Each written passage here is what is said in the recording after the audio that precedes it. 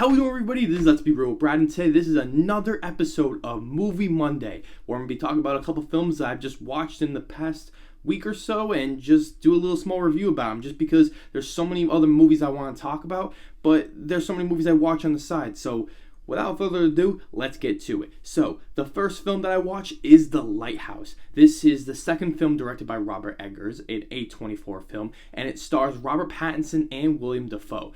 This film is excellent. This is my best film of 2019, and this is the first time I had rewatched it since it first came out in November, and I absolutely loved it the second time, and I still didn't know what was happening this second time around. So this is definitely a film I need to keep rewatching and just trying to understand for my own, because there's no true way of looking at this film, and I think that's why I love it so much. The precision, the detail, the directing, the acting is all so amazing.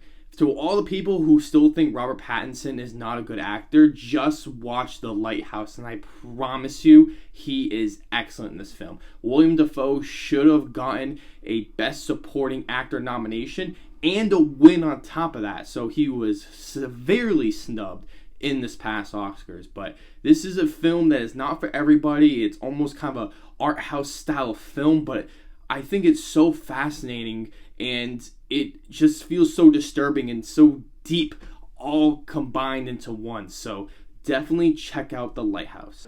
Laughing, snoring, you goddamn farts. You goddamn farts.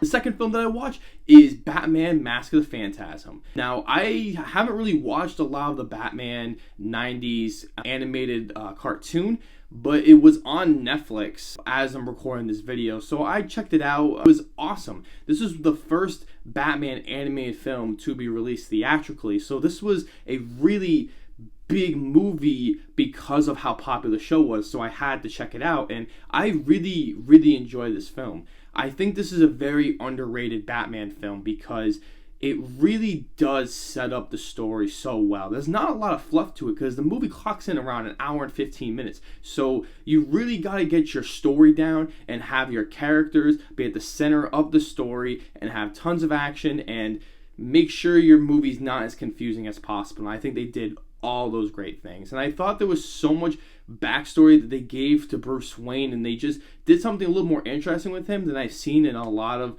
other Batman films. So I really enjoyed this film, and it was one of my favorite Batman films. So I'm definitely going to give a much bigger and longer review of this movie when the new Batman film comes out next year, and I'll be reviewing all the Batman films before, so definitely check this one out. The next one is The Masterpiece, directed by M. Night Shyamalan, The Sixth Sense.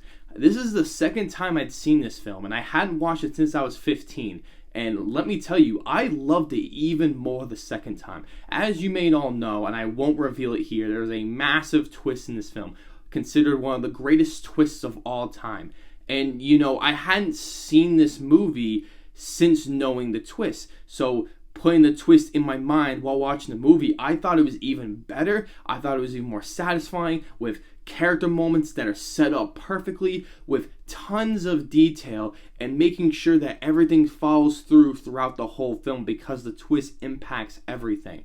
I really loved this film, and I was always interested in always wanting to know more about these characters and the situation they're going on. I felt as though maybe rewatching it, I was already going to know everything and it wouldn't have been as interesting. I actually found something different in my new experience. So this is one film that I do want to give a big, long review one day, but as for now, I really bumped up my score, and I think it's a masterpiece, so please find a way to watch The Sixth Sense. The next film on this list is Billy Wilder's The Apartment. I just love this film. I think this film holds up so perfectly well. Considering it came out in 1960, you can watch this film and be like, wow, it's got so much energy. There's so much wit. There's so much clever humor. The writing is some of the best writing I've ever seen in the film. I think it has one of the top 10 best screenplays of all time, and I will stand by that. Every subplot is developed. Every character motivation, every single part of this movie feels like it's all connected together. It feels like they explored every opportunity they could and really explore how great these characters can be or how terrible these characters can be. And it has an overall really great message, really interesting characters, and really funny moments. It is definitely not one of those like 60s films that are, those ones you can just appreciate and enjoy for its time. This movie is gonna stand up so much more than the others, and it's a film that has been copied and similar to its tone and style, but it's not going to be replicated due to the fact that Billy Wilder is a genius and one of the best filmmakers of all time. This is a classic and a masterpiece for a good reason. The last film on this list is The Raid. It's so awesome.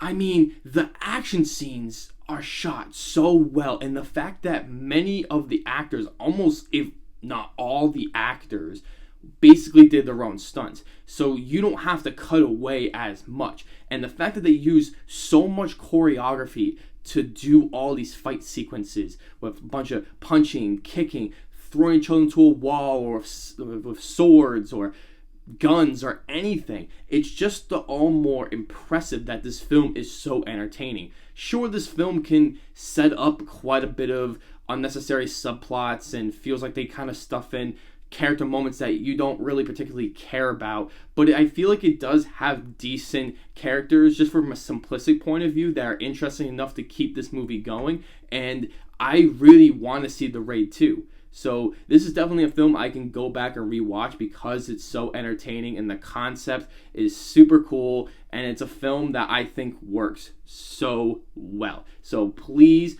go rent this film, go buy this film, do whatever you want to do. Highly recommend this film. Okay, everybody, so this was another episode of Movie Monday. I appreciate you guys so much for watching this video. If you haven't already, please like, share the video. Please subscribe if you haven't. It really means the world to everyone who has subscribed to my channel and really making this channel the best place to talk about movies. And as always, I'll see you guys in the next video.